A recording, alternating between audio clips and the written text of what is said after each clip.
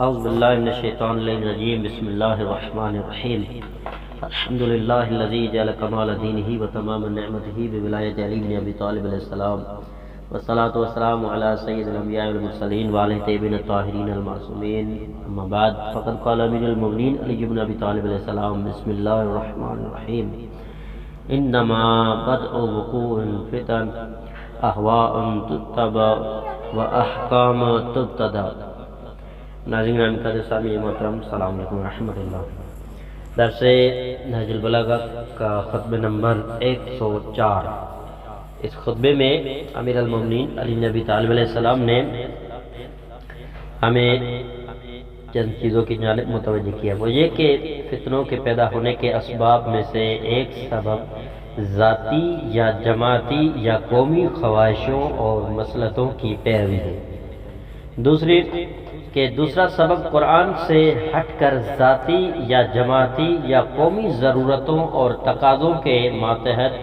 احکام گھڑنا اور ان پر عمل کرنا ہوتا ہے۔ اگر حق خالص طور پر سامنے ہوتا تو بے راہ روی کی گنجائش نہیں رہتی، اور اگر خالص باطل سامنے ہو تو کوئی اس پر عمل نہ کرے، اور گمراہی پھیلانے والے حق اور باطل کو بڑے تدبر سے ملا دیتے ہیں۔ لوگ اس مجمع یا مکسچر کو حق سمجھ کر عمل کرنا شروع کر دیتے ہیں۔ اور چھٹی بات، خالص باطل دو قدم بھی نہیں چل سکتا، اس لیے لیڈر یا علماء حضرات باطل کو حق کی ٹانگیں فراہم کر دیتے ہیں اور باطل حق کے پیروں سے چلنا شروع کر دیتا ہے۔ آئیے خطبے میں چلتے ہیں۔ مولا فرماتے ہیں کہ حقیقت یہ ہے کہ امتوں میں فتنوں کو پیدا کرنے والی وہ ذاتی یا جماعتی یا قومی خواہشیں یا مسلطیں ہوا کرتی ہے جن کی پیروی کی جاتی ہے، اور وہ احکام بھی فتنے پیدا کرتے ہیں جو ذاتی یا جماعتی یا قومی خواہشوں کو پورا کرنے کے لیے اللہ کی کتاب کے خلاف گڑھ لیے جایا کرتے ہیں اور ان پر عمل کیا جاتا ہے، اور جنہیں ساری امت پر نافذ کرنے کے لیے کچھ لوگ باقی لوگوں پر دین خداوندی کے علاوہ حاکم بنا لیے جاتے ہیں، یعنی وہ احکام بھی دین اور قرآن کے خلاف ہوتے ہیں اور وہ حاکم بھی دین اور قرآن کے خلاف مقرر کیے جاتے ہیں۔ چنانچہ اگر باطل حق کی ملاوٹ کے بغیر خالص ہوتا تو حق کے طلبگار اور متلاشی لوگوں پر باطل کا باطل ہونا پوشیدہ نہ رہ سکتا، یعنی انہیں مغالطہ نہ ہوتا اور وہ باطل کو فوراً پہچان لیتے۔ اور اسی طرح اگر حق بھی باطل کے بغیر خالص سامنے آ جاتا تو دشمنان حق کی زبانیں کٹ کر رہ جاتی، یعنی وہ فریب کاری کی باتیں کر ہی نہ سکتے۔ لیکن دشمنان حق کرتے یہ ہیں کہ ایک موضوع و مناسب مقدار میں حق کو لیتے ہیں اور اسی حساب سے باطل کی مقدار لیتے ہیں، پھر دونوں کو بڑے تدبر سے ملا دیتے ہیں۔ لہذا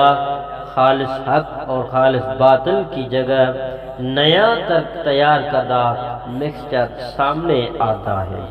بس یہی وہ صورتحال ہوتی ہے جہاں سے ابلیس اپنے گماشتوں کے اوپر چھا جاتا ہے اور وہ غلط مفاہیم کو حق سمجھ کر قبول کر لیتے ہیں، اور جن لوگوں پر پہلے سے اللہ نے اچھائیاں اور قومی پالیسیاں واضح کر رکھی ہیں وہ اس صورتحال سے بچ جاتے ہیں۔ خطبہ نمبر 105۔ اس خطبے میں امیر المومنین علی بن ابی طالب علیہ السلام نے جو ہے چند چیزوں کی جانب ہمیں متوجہ کیا، وہ یہ کہ دنیا فنا کی طرف بڑھانے میں کوشاں ہے اور اپنے حق ختم ہو جانے کا اعلان کر رہی ہے، اور اپنی پسندیدہ اور مسلمہ اچھائیوں کو منکرات میں تبدیل کر رہی ہے۔ بڑی تیزی سے پچھلے پیروں پیچھے ہٹ رہی ہے اور اپنے باشندوں کو بھی فنا کی طرف ڈھکیل رہی ہے اور اپنے پڑوسیوں کو موت کا نغمہ سنا رہی ہے۔ اس کی شیرینیاں کڑواہٹ اور اس کی رعنائیاں کدورت میں بدل جا رہی ہیں۔ یہاں سے نکلنے کی صورت نکالو، آرزو اور منصوبوں میں نہ الجھو، مال و اولاد سے لا تعلق ہو کر اپنی نجات و تقرب خداوندی کے لیے التجا فریاد کرو۔ اعمال ناموں میں لکھی ہوئی گناہوں کو مٹانے کے لیے متوجہ ہو جاؤ۔ آئیے خود میں چلتے ہیں۔ مولا فرماتے ہیں کہ خبردار ہو جاؤ کہ یہ دنیا یقیناً فنا کی طرف بڑھانے میں کوشاں ہے، اور اس نے اپنے ختم ہو جانے کا اعلان جاری کر دیا ہے، اور اس نے اپنے عالمی پسندیدہ چیزوں کو ناپسندیدہ بنانا شروع کر دیا ہے، اور وہ خود بھی تیزی سے پیچھے ہٹ رہی ہے، اور ساتھ ہی وہ اپنے باشندوں کو بھی فنا کی طرف دھکا دے رہی ہے، اور اپنے پڑوسیوں کو موت کا نغمہ سناتی جا رہی ہے، اور اس نے اپنی میٹھی چیزوں کو تلخی میں بدلنا شروع کر دیا ہے، چنانچہ ذائقے برابر بدلتے چلے آ رہے ہیں، اور جو چیزیں یہاں صاف و شفاف تھی وہ گدلا رہی ہے۔ دنیا کی فراوانیوں میں سے اب اتنا سا باقی رہ گیا ہے کہ جتنا کسی برتن میں انڈیلنے کے بعد تھوڑا سا پانی رہ جایا کرتا ہے، یا پانی کا ایک گلاس جس کے پانی کو پتھریاں ڈال کر ابارا جا سکے۔ چنانچہ اگر کوئی اتنے پانی کو پی بھی لے تو اس کی پیاس نہ بجھ سکے، یعنی گڑھے کے کم پانی کو کنارے تک لانے کے لیے جو پتھریاں ڈالتے ہیں ان کو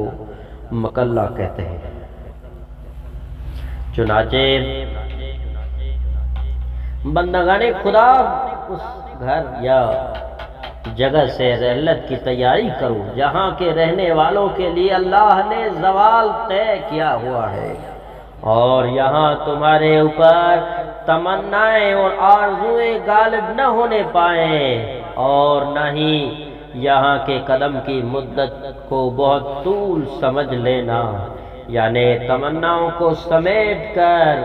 دنیا کو چند روزہ سمجھ کر جلدی سے جلد چلنے کی تیاری کر لو۔ اور قسم بے خدا اگر تم ان اونٹنیوں کی طرح نالہ و فریاد کرو جن کے بچے مر گئے، اور ان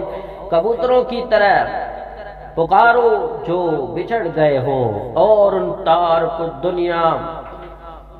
رہبانوں کی طرح تڑپ تڑپ کر چلاؤ جو وصل خداوندی چاہتے ہیں، اور مال و اولاد تک کو چھاڑ کر اللہ کی راہ میں نکل کھڑے رہو، تاکہ تم اللہ سے قربت اور اس کے حضور میں اپنے درجات کی بلندی کے لیے التماس کرو، یا ان برائیوں کی بخشش طلب کرو جن کو اللہ کی کتابوں نے اپنے اندر ریکارڈ کر لیا ہے، اور جو اس کے فرشتوں نے محفوظ کر رکھا ہے، تو بھی یہ سب کچھ اس ثواب کے مقابلے میں کم قربانی اور عبادت میں تمہارے لیے امید لگائے ہوئے ہیں، اور اللہ کے جس مواخذے اور پکڑ کے لیے میں تمہارے سلسلے میں ڈرتا ہوں اس سے تمہاری محنت کم رہے گی۔ خدا کی قسم تم یوں سمجھ لو کہ اگر نالہ و فریاد و عبادت سے تمہارے دل پگھلتے چلے جائیں اور تمہاری آنکھیں اللہ کے خوف سے اس کی رضامندیوں کی طلب میں مسلسل خون کے آنسو بہاتی چلی جائیں، اور تم دنیا کے باقی رہنے تک کے طویل عمر بھی پاؤ، اور اسی طرح تم دل پگھلاتے اور خون روتے ہوئے گزارو، اور اپنی محنت سے تم بالکل مٹ جاؤ، تب بھی تمہاری ساری عبادتیں، ساری ریاضتیں اور تمام فریاد و بکا ان نعمتوں سے کم اور حقیر ہے کہ جو اللہ نے تمہیں دی ہے اور ان عظیم شان نعمتوں کے ساتھ تمہیں ایمان کی طرف رہنمائی بھی کی ہے۔ خطبہ نمبر 106، اس خطبے میں مولا نے 3 چیزوں کی جانب متوجہ کیا، وہ یہ کہ میری بیعت کرنے کے لیے لوگوں پر گرے پڑے رہے تھے، جیسے پیاسے اونٹوں کو آزاد چھوڑ دیا گیا ہو۔ وہ بیعت کے لیے مجھ پر اس طرح ٹوٹ رہے تھے جیسا کہ مجھے یا کسی بیعت کرنے والے کو قتل کر دینے کا ارادہ کر رکھا ہو۔ طلحہ و زبیر سے اگر جنگ نہ کرتا تو مجھے رسالت محمدیہ کے انکار کا مجرم بننا پڑتا، جسے میں نے پسند نہ کیا۔ مولا فرماتے ہیں کہ وہ بیعت کے لیے مجھ پر اس طرح ٹوٹ پڑے جس طرح پانی پینے کے دن وہ پیاسے اونٹ ایک دوسرے پر گرا کرتے ہیں، جن کا پنکھڑا کھول کر چرواہے ان کو آزاد چھوڑ دیا کرتے ہیں۔ مجھے یہ خیال ہونے لگا تھا کہ یا تو وہ مجھے قتل کرنا چاہتے ہیں اور یا وہ میرے سامنے اپنے میں سے بغض بیعت کرنے والے کو قتل کر دینا چاہتے ہیں۔ میں نے بیعت توڑنے والوں کے معاملے پر الٹ پلٹ کر اس کے ظاہر و باطن پر اتنا غور و فکر کیا کہ میری نیند تک اڑ گئی تھی، مگر پھر بھی مجھے ان سے جنگ کے علاوہ اور کوئی مناسب راہ نہ ملی۔ یا جنگ نہ کرو تو پیغمبر اسلام صلی اللہ علیہ وآلہ وسلم کی پوری رسالت کا انکار کرو۔ چنانچہ میرے لیے کا آسان علاج جنگ ہی تھا عذاب کے مقابلے میں، اور مجھے آخرت کی تباہی سے دنیا کی اموات آسان معلوم ہوئی۔